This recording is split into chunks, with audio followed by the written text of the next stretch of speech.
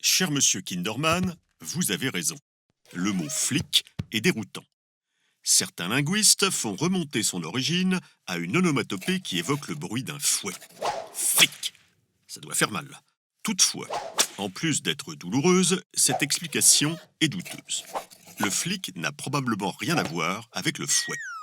En fait, nous avons là un mot qui a traversé le Rhin à 2 reprises.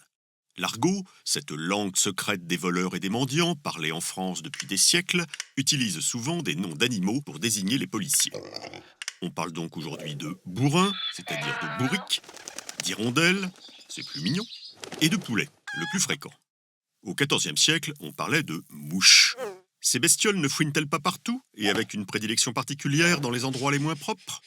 Au départ, le terme désigne les espions et les traîtres qui collaborent avec les autorités. Mais par la suite, il s'est étendu aux policiers eux-mêmes. Et le flic dans tout ça? J'y viens. L'argot est une langue qui se déplace beaucoup. Les mendiants et les voleurs sont souvent obligés de déménager. Et ils emportent avec eux leur langage. On ne sait pas très bien quand ça s'est produit, mais la mouche va prendre son envol et atterrir en Allemagne. Là-bas, elle est tout bonnement transposée en fliege, mouche en allemand. Fliege, flic, vous me voyez venir. Au début du 19e siècle, notre mouche germanisée passe à nouveau la frontière avec une bande de voleurs alsaciens. Et elle revient en France où elle s'acclimate.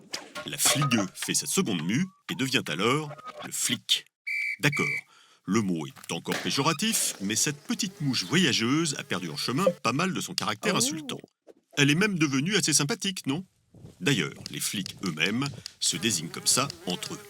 Voilà, j'espère avoir répondu de façon satisfaisante à la question de votre téléspectateur.